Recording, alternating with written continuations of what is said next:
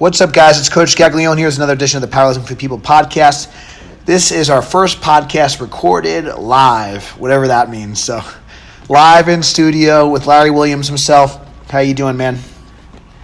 Doing good, man. I'm still healthy, so that's saying a lot right now. That's the most important thing right now in these times. So we're going to kind of keep things real positive. We want to kind of recap some of Larry's training leading up to the Arnold, but also not just the Arnold, but also maybe kind of give some insight on like how we first met and just kind of the ups and downs, because it wasn't all sunshine and rainbows like you might see on all the highlight reel on IG. It wasn't always all sunshine and rainbows. So Larry, maybe let's rewind a little bit and maybe talk about how you got into powerlifting. And if you want to kind of recap, and I can too, like the first time we met, and then maybe kind of how we just got started training together. So maybe just give the listener, we got people starting to trickle in now, the listeners a little bit of insight on what's going on. Absolutely. So I first took interest in powerlifting when I was about 16, going on 17. I met a veteran at the gym in the one I was training in the Bronx. It's closed down now. It's called Jay's Big Gym on 181st in Washington Heights. If you've been following me for a long time, you'll remember it. You know what I'm talking about. But he just was telling me about how when he was in service, he would do powerlifting training. He would just hit a heavy single or triple on the squat, long rest periods. He would eat as much food as he could. He would just try and get big as strong as possible. And at the time, I was just doing bodybuilding training, and I wasn't getting bored with bodybuilding, but he was saying it in a way almost to discourage me, because I was asking about what is a powerlifter. And as soon as he finished explaining to me what it was, I thought, wow, this sounds like it's just for me, because I love to get bigger and stronger. I love to do low reps. I love to test my body and see what my limits are. And I was already happy with my physique at that point, so I thought, yeah, let's take it to the next level. So that was, I want to say, the conversation that got me into it. Then after that, I started going on YouTube and looking up what powerlifters were doing around my age, like Pete Rubish, Eric Lillibridge, the whole Lillibridge family. Yeah, Dixon. It's kind of come full circle, right? Exactly. Yeah, and I met John. Hey guys, so just keep your mics on mute just so you can, and we'll once we do the Q&A, we'll kind of get you guys involved. Okay. All right. So yeah, keep going, Larry. Sorry, I'm kind of managing everything. So fast forward a couple of years. I'm 19, big fro, wasn't getting a haircut when I needed to, and I went down to Long Island to Gaglione Strength Gym, and I went down there with Kevin O. And at the time, Stan Efferding was doing a seminar. So we decided to crash it and get there at the end. And we were hoping, we had our fingers crossed, that we could get a workout in with the Almighty Rhino and learn a thing or two while we were there. And it turns out I had a big bench PR. I hit a deadlift PR that day. I think John pulled 700 in his suit as well. I think he pulled 700 that day. Put me to shame. That was the first and only time I pulled 700. I remember when you walked in. I didn't know who you were at the time. We had some mutual friends. We had the deadlift party with Stan. I was pumped at the time. You know, it was my first 700 pull. I was feeling excited. And then Larry walks in at 19, pulls it for a triple. And then, to make matters worse, old man Stan had to do 4. He had to one-up you. So that was an epic day for sure. So what was kind of going through your head at that point, and how did you feel kind of training in that environment? There was a lot of, there was like 5, 6, 7, maybe 700 deadlifters in one room, and you were 19 years old. How was that, like, your first experience at Gaglione Strength and then having the deadlift party with Stan? Honestly, I want to say that was the first time I got together in a group, aside from in Coliseum Gym with Kevin Oak and Black Tom Cruise. I had just met them at the time, so I haven't even really had a chance to really probably push myself with them prior to deadlifting with you and Stan. And that was the first time I was in a room with multiple 700-pound plus deadlifters, and that environment is like nothing else. And, it just put more fuel in the tank. It just motivated me to keep pushing. For sure. I think it really kind of goes to show you what the energy of the group can do. And just kind of being around other like-minded individuals, it's for sure. It's really really amazing stuff. So I know like when you first started out, I know you started at a pretty high starting point. I think your first meet was around 2013. And I believe that you did that solo. That was not with us, but I think you totaled around like 1,800 pounds. Then shortly after that, I think that you started to get noticed. You did a New Jersey meet, totaled around 1,900 pounds. And then after that, I think that was kind of like when 2014, about 6 years ago, is when you kind of enlisted in the our coaching. But so maybe talk about like our first meet together. We actually was Raw Unity, and that was not a great outing for you. But maybe you could talk about some of the mistakes that you made with the coaching, with the execution of the program, and what you've kind of learned since then. Because obviously our first meet together was not a success, but since then, 6 years later, it's a lot of amazing progress has happened. So maybe you could talk about the progression there. Yeah, and going back to that environment that we're talking about, how the energy of the room can definitely have a big impact on your training. There's no doubt that when I was 19, between 19 and 21, I was doing a lot of reckless lifting. And the biggest difference from then till now is that on my most recent record that I took at 308, I just did what I was supposed to do on the program. And back then, I would do about 70% of what I was supposed to do on the program. And then maybe I'd watch someone do a deadlift or bench PR on Instagram, and then I'd go, oh, crap, now I want to hit a PR. And then I would just disregard the program, go in the gym when I feel good, smash that PR, nothing more but for ego and fun. And that would always set me back. So I gotta say discipline is the biggest difference from then till now. Just doing what I was supposed to do, because you've been a great coach since I met you 6 years ago, and I've always had the potential to be a world record powerlifter. Sure. But the difference from then till now is just I'm more disciplined now, and I know that reckless lifting is only going to get me hurt and stall my progress. So. For the people that are on the call right now, like what advice do you have? Maybe they're lifters starting out, maybe they're just getting involved in the sport. Maybe what are some mistakes that you made besides that? Maybe some advice that you have for the younger lifters that are just getting involved with powerlifting and just getting involved with strength training in general. Right, absolutely. So, for one, for those of you, I suppose everyone here is following me, and you see me smash a PR, and you're following a structured program, stick to the program. I know you get pumped up when you see a big lift on Instagram or YouTube, and you want to bench press your bed and your couch. Just can't wait to get to the gym, and when you're feeling good and push yourself. But if you're really trying to perform as a powerlifter, go pro, chase records, if you're really trying to be the best version of yourself, more importantly, stay injury free. This is a marathon, right? We're not in a race to get anywhere. We're taking our time. For most of us, this is something we're going to be doing until we're dead, and at least for me it is. So yeah. Just when you have that feeling to hold on, John. For some reason, your video. Oh, you're good on my end, so it's you'll keep going. You're good. Okay, sure. So when you see me smashing PRs, or anyone else for that matter, anyone that makes you feel like you need to keep up with them, it could even be your workout partner. Just if you have a coach, this for those who have a coach, listening to your coach is just going to be the best thing you can do for yourself. I mean, as far as the programming itself, first on hypertrophy, then strength and peaking, and what is the nitty gritty, what's the meat of the programming? I mean, you can speak about that to your coach, because everyone is going to have a slightly different program with slightly different goals. But I can just tell you about the mental aspect of it and how and why that made the biggest change for me. Obviously, we've had a long relationship together. There's been ups and downs. You've had a couple of bad meets early on. There was definitely a turning point. I remember that you got invited to your, I think it was Boss of Bosses 3. We had a showdown with our friend Andrew Herbert. So can you talk about the turning point of hitting that first 2,000 total, and maybe what kind of clicked, kind of going into that Boss of Bosses meet when you had that epic showdown with Herbie the Love Bug?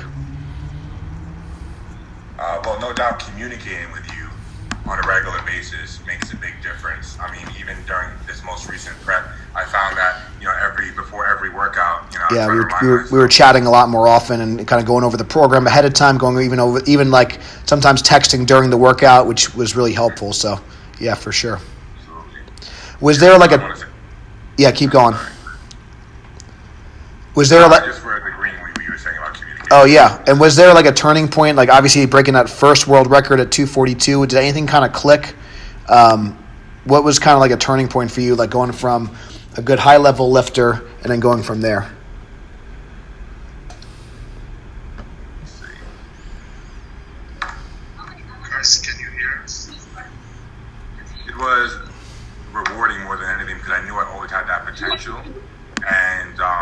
be the best in the world was something I never thought I would really be able to do, because I knew I had a lot of doubts and stuff going on outside of the gym that I felt would prevent that from happening.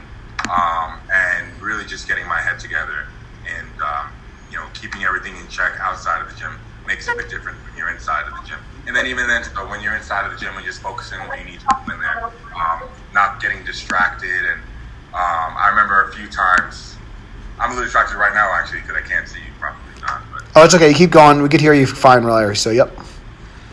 Okay. Yeah. So when during training, from back when I hit my first 2K total to my world record total at 242, I believe I had a couple of injuries in between then, didn't I? Yes, you did. Yeah. Yeah, and I feel like that's part of the growth process. I'm grateful for those injuries because I feel like they taught me things that I wouldn't have learned any other way. Sometimes I find that things need to be learned the hard way. And when I dealt with those injuries and learned from them, I went to a PTA. I understood why it happened. For example, dive bombing on the squat, not being under control of bracing properly. I had a minor tear in my pec. I find that each injury taught me a lot about myself and how I was lifting, and really refining my technique between that 2K total and the 242 total was critical. That's what made a big difference. I was using my brute strength prior to that world record total, and that brute strength was good up until a point. It was not a matter of if, but when I was going to get injured. And once I refined my technique and I really paid more attention to it, I took it more seriously. And instead of just, getting really hyped up, screaming and slap myself in the back of the neck, kind of going in there like an angry ape and just lifting as explosively as I could, not really keeping everything under control, that's when I would get hurt. And when I took that record, I found that at that point at least, everything was clean. I executed every squat perfectly, every bench perfectly. It all looked the same from my first to my third attempt. So Cool. Anything in particular in the program that you found really has been helpful over the years? Maybe some of the accessory exercises, maybe just how it's structured. Maybe kind of talk about like some of the things that you've kind of learned throughout the years that have been kind of helpful for you to kind of stay on track. And obviously each kind of level you've kind of added a substantial amount over the years. For those that are listening, Larry's hit a 2171 at 242, 2275 at 275 weight class, and just most recently 2370. So each kind of class you've added about 100 pounds to your total. What are some of the kind of the key factors in the program that have helped you along the way? for me, it's definitely been how it's structured. I always prep 12 weeks prior to a competition, and it always starts off with the hypertrophy phase, which is usually about 6 to 8 weeks, and then about 4 to 6 weeks of strength training. And then we have about a 3-week peak period. Then I have about 2 weeks off prior to the competition date. Now, let's say you've done a program, it was 12 weeks long, now you're beat up, everything hurts, your knees hurt, your back hurts because you were constantly under a heavy load. And then what's the next step after that is, well, you go back into the hypertrophy phase again. You work on building lean quality muscle, giving your spine a break, giving your joints a break. And I found that that's crucial. And constantly progression, because you can't constantly strength train all year round. And that is a big reason why I try and juggle bodybuilding and powerlifting, because I feel like they both go hand in hand together. I feel like they're both necessary. I think that's some really great advice. Another kind of big thing that a lot of kind of questions that we get is training 3 days a week enough? That's like a really big one, because a lot of times during a peaking phase, like you're only training 3 days a week, but you're hitting it really hard. So can you talk about some of the frequency that you've been doing, and even though it's lower, talk about how intense the workouts are, and talk about how you rest in between those days? Yeah, so I can start with the beginning, like the first 6 to 8 weeks is the hypertrophy phase. You're having short rest periods like a bodybuilder. You're doing reps between 12 and 20. Sometimes you're going to failure, maybe for 1 or 2 sets during the workout. Not every single exercise is going to failure. And then after that, then you move moved on to the strength phase, heavy volume, loads getting heavier using chains and bands. You're doing pause reps now. You're doing partial reps. Maybe you're doing board pressing. This is like all part of the strength phase.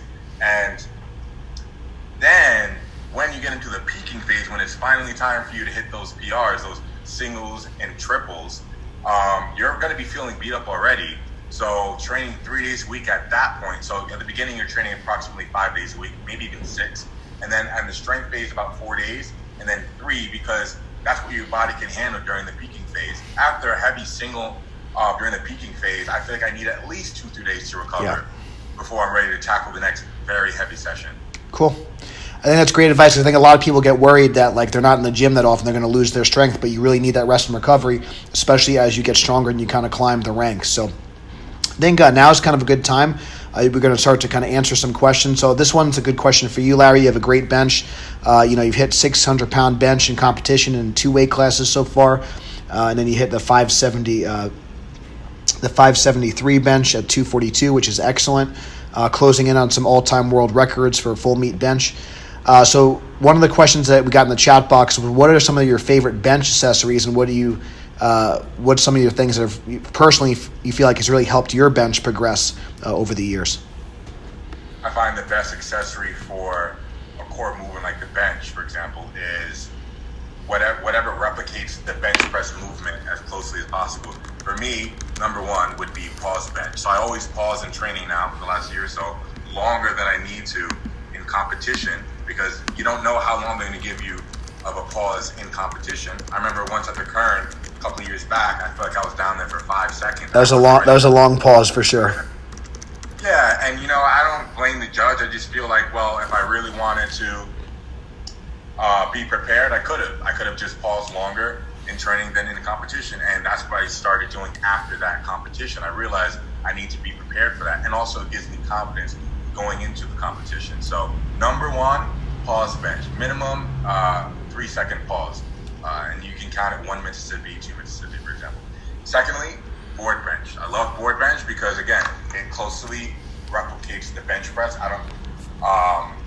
You just have a board in between the bar and your chest, and you're doing a partial. I want to say a 2 board, I feel, gives me the most carryover to a straight weight bench. Especially for someone that you tend to stall a little bit toward the top, so that's going to be you're really explosive off the chest up until here.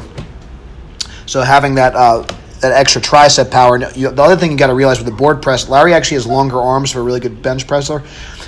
You have a lot of time to load, so he's really powerful off the chest, but then at some point that kind of power stops, and you need to kind of grind it out with the triceps. So the 2 board's excellent movement for that. So this one maybe the first we got a question about. This guy is 25% body fat, which I don't think is too bad. I've been as much as 40%, so that ain't too bad, buddy. But he says that he's been training for about 8 to 9 months. He's really enjoying it. He wants to get stronger, but he also wants to lose a little bit of weight. So I could definitely help this guy out, but I also want you to talk about how you switch from bodybuilding to powerlifting and how you use kind of both, because I think it's really important. I think a lot of times people try to do both at the same time and they get suboptimal results. Can maybe talk about how we do kind of cutting phases and hypertrophy phases where you're trying to improve work capacity and maybe lose a little bit of body fat. So what's your recommendation for someone that wants to get a little bit leaner, but they also want to get stronger? And then I could chime in about what I'm doing as well. Well, for me, I find it needs to be done one at a time. Like you just said, I find that you can't get leaner and stronger. Hold on, I just went full screen. You're good, my man. Someone just changed their thing. Yeah, I find that you can't get leaner and stronger at the same time. But I do find that, let's say you have a 3-month hypertrophy phase where you're working hard in the kitchen, you're cutting calories, cutting carbs, you're monitoring your proteins and your fats, and then after that 3-month period, right, you made some gains, right, you're tracking your progress, you're seeing how much body fat you've dropped, then you enter the strength phase, but you adjust how many carbs and fats and proteins, you just adjust your macros accordingly, but not excessive. So before the 3-month prep for trying to lose weight, you don't want to do what you did before that prep. Let's say, for example, you're eating junk food all day, you had a bad diet that got you to high body fat in the first place. You don't want to do that again after the 3-month period. but you just want to manipulate your diet where you're getting just enough carbs, just enough macros to get stronger. And then just do it in phases. 3 months hypertrophy, 3 months strength training, 3 months hypertrophy again. Good. I'll chime in as well. Obviously, if you're unfamiliar with me, I'm Larry's coach, been Larry's powerlifting coach for the last 6 years. I don't know the bodybuilding stuff. I don't know the strongman stuff, but powerlifting is my forte. And I've also been on a weight loss journey. I've lost a little bit over 120 pounds at this point, and I've been able to squat 800 pounds in 6 weight classes. So I know a thing or two about getting strong and lean. And you definitely want to do it in stages. This was a 4-year process for me. I'll say this again. This was a 4-year process for me. You need to do it in stages, like Larry said. You need to give yourself diet breaks every, 3, 4, 5 months. You don't want to be dieting all the time or else you're going to really lose muscle. We have an in-body scale here, which I'll see if I can pan over to it. So this is an in-body scale that you could use to check your body fat. So as you're losing weight, you want to make sure you're losing body fat and not muscle. You're going to keep the protein high, and you're going to make sure that everything is in order there. So that's going to be really important. Do it in phases, 3-4 month cycles, 12 to 16 week cycles. Also, if you guys could just make sure you guys are keeping your videos off and just use questions in the chat box, that would be very helpful so we could stay on track with everything. So Eric, if you have any follow-up questions about eating and diet and getting leaner, let me know. Happy to kind of follow up on that. But basically, you want to do it in stages. Don't worry about doing so much cardio. Stand Efforting's vertical diet's a very good resource as well. So I would definitely check that out. And if you have any other diet questions, feel free to DM me. I do nutrition consultations as well if you're looking for more one-on-one guidance.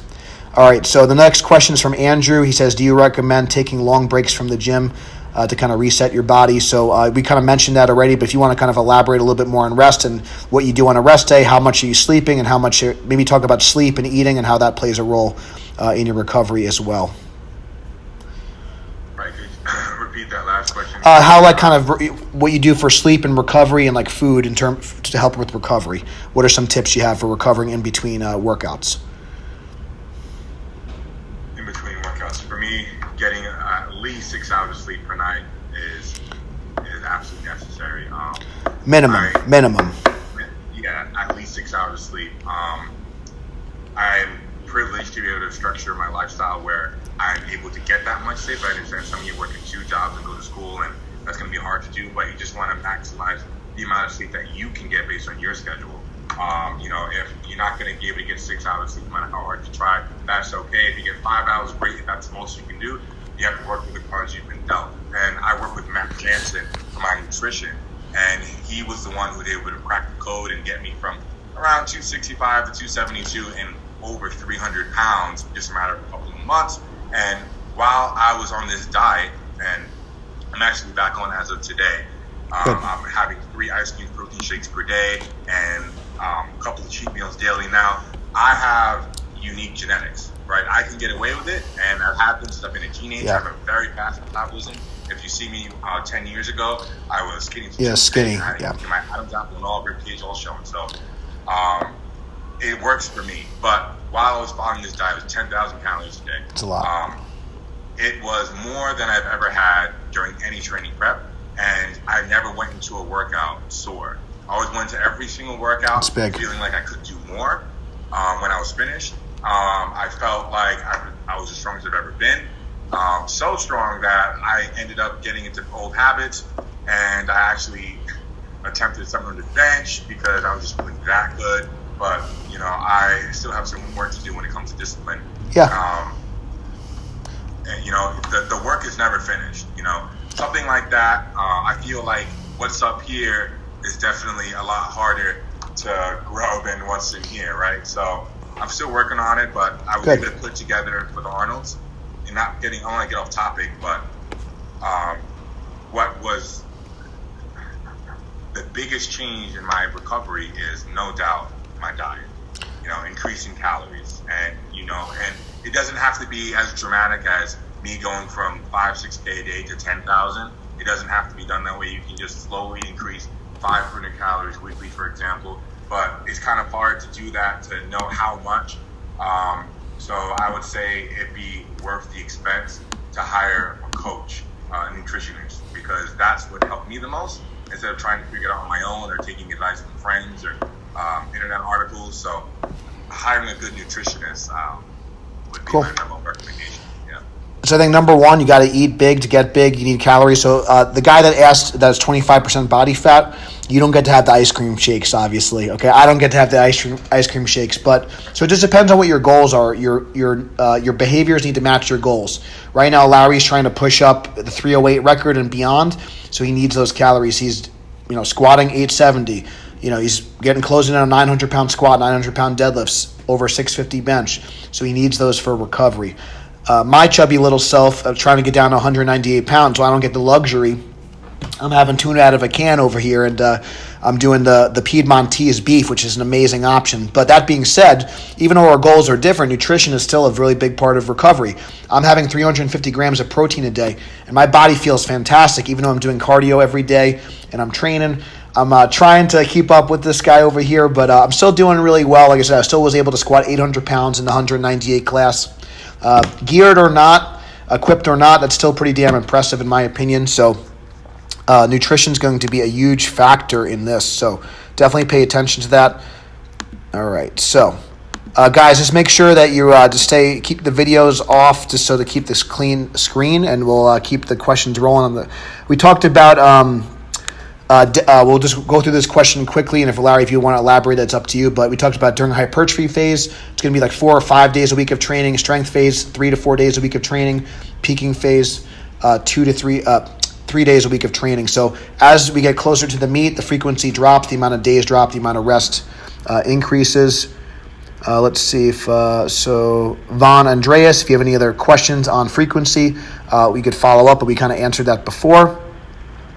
Resting between heavy sets. I mean, we kind of recommend rest as needed once your heart rate is down, and then rest a little longer because your nervous system takes longer to recover. So, Larry, when you're getting ready for like an 800-pound squat or a 600-pound bench, can you give the audience a little bit of an idea of like how you approach rest periods?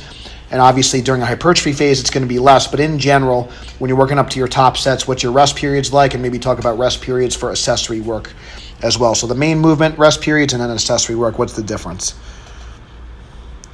Okay, so during the hypertrophy phase, the first 6 to 8 weeks of training, it's a very short rest period, no more than 45 seconds in between sets and even in between exercises. So the workouts are only taken at a maximum of an hour and 15 minutes.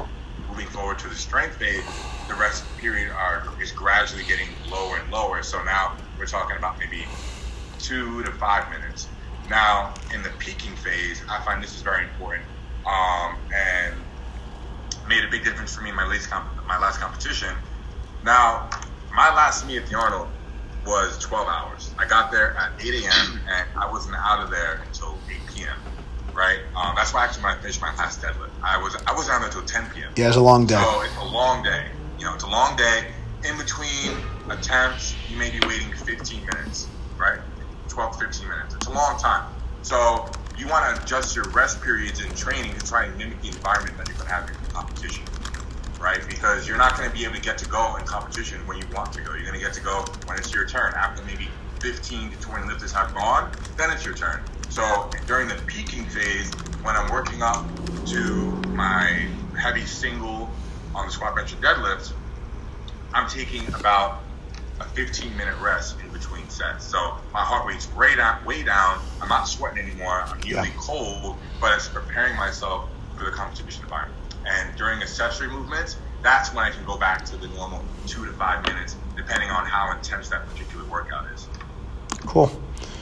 All right, so we had a couple more. Do you have any tips against? Okay, so this one question asks about tips for if you. I don't know if you remember about cramping. So we have a lot of experience with cramping. He specifically asked about lower back cramps, so for the bench, but maybe just talk about cramping and then talk about electrolytes and then also some of the mobility work and warm ups that we do to help make sure your body is feeling good going into the contest and prepared for the warm ups before we even get to the bar. So we talk about hydration and then talk about some of your warm up routines that you have been doing. Of course, I think you have a few great warm up videos on your channel. Thanks, my man. Appreciate it. Yeah, so I think hey, if you have a minute or two, just check out John's channel. Yeah. And he has a really good breakdown of mobility warm ups prior to like squat, bench, and deadlift. and I couldn't explain it any better than that. It's worth the time to watch it. But I can really chime in on nutrition and how it's made a massive difference for me. I remember it was Boss of Bosses when Stan Efferding came out with a bottle of Noon and, basically gave me the whole bottle over the course of 15, 20 minutes along with some pink salt because I couldn't open my fist. That's how bad it was cramping in my forearm. This was after the squat. Yeah. Maybe had about 2 hours in between, and then I had to peel your fingers off open. That was intense. I was like, oh man. Yeah, and the Noon got me back to normal. Well, it got me to where I needed to be to finish my third attempt bench. I can't remember if I got the third attempt or not, but I, at the very least, was able to bench press without cramping my lower back or anywhere for that matter. So the Noon, now we chew them. At the time, we were just putting them in water and drinking it, but I chew a couple of Noon tabs, it seems like every 20 minutes or so during the competition because the cramps were coming. Yeah, that's definitely a good idea. So if those are unfamiliar, the Noon is basically it's an electrolyte tablet. It just helps prevent cramping. There's sodium, magnesium, and potassium as well. So those all help with muscle contraction, help prevent cramping. So that's a big thing. And like Larry mentioned, we have a lot of videos on our YouTube channel at Gaglione Strength. Also, we have a lot of kind of game day strategies. This is just a real cheap. You can get this on Amazon. This kind of outlines kind of how we get Larry ready as well as our other nationally ranked lifters. Are you ready to compete? So you guys could purchase this on Amazon. It's a cheap, I don't really make money in this, but it just kind of costs for the printing. I think it's like $15. That's a good, it kind of gives you some insight on how we coach our lifters and how we handle Larry.